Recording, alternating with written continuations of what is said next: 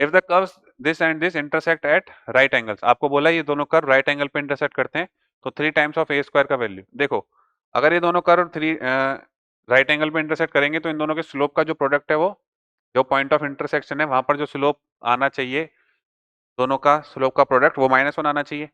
तो हम मान लेते हैं कि ये x1 y1 एक पॉइंट है जिसपे दोनों के दोनों इंटरसेक्ट करेंगे, ठीक है। तो अब हम क्या करते हैं, इसका स्लोप निकालते हैं उन पॉइंट, इस पॉइंट के ऊपर। तो स्लोप ऑफ टेंजेंट कितना आएगा यहाँ पे 2x upon a square 2y upon 4 dy by D X equal to 0। Y square का 2y upon 4 dy by D X equal to 0, ठीक है। तो यहाँ से क्या आ गया मेरे पास में, यहाँ से मेरे पास में ये आ गया dy बाई डी एक्स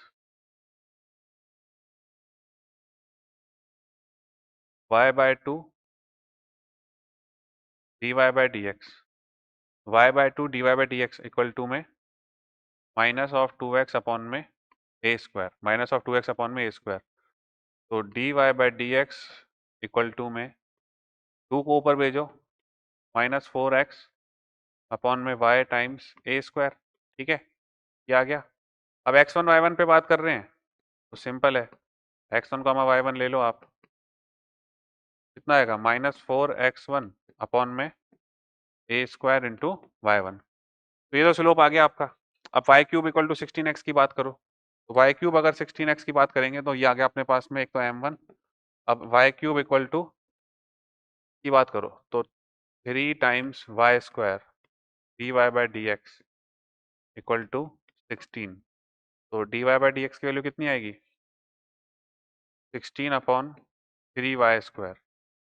और एट x1 y1 की मैं बात करूं तो dy by D X at point of intersection will be 16 upon 3 times y1 का स्क्वायर। ये बात क्लियर है। तो ये हो गया आपका m2। तो m1 into m2 according to question, m1 into m2 कितना होना चाहिए -1 होना चाहिए। तो minus of 4 times x1 upon में a square y1 into m2 का value 16 upon 3 y1 square equal to में -1। माइनस से ये माइनस तो काटो आप, यहाँ से क्या आएगा मेरे पास 4 इंटू 16 64 x1 अपॉन में 3 a स्क्वायर y1 का क्यूब इक्वल टू आ गया 1, ठीक है। अब देखो ये कर्व इंटरसेक्ट करते हैं x1 y1 पर, तो x1 y1 इसको भी सेटिस्फाई करेगा ना। तो यहाँ से y1 का जो क्यूब है वो 16 टाइम्स x1 के बराबर होगा। तो y1 का जो क्यूब है 16 टाइम्स x1 होगा ना मेरे पास, तो 64 टाइम्स x1 अपॉन में 3a स्क्वायर y1 का क्यूब कितना हो गया 16 टाइम्स x1 इक्वल टू में 1, ठीक है।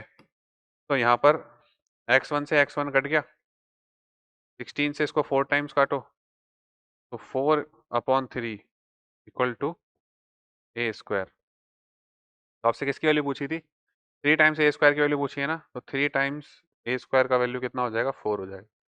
3 टाइम्स a स्क्वायर का वैल्यू 4 हो जाएगा आपका। तो फोर्थ का डी ऑप्शन सही है हमारे पास, ठीक है।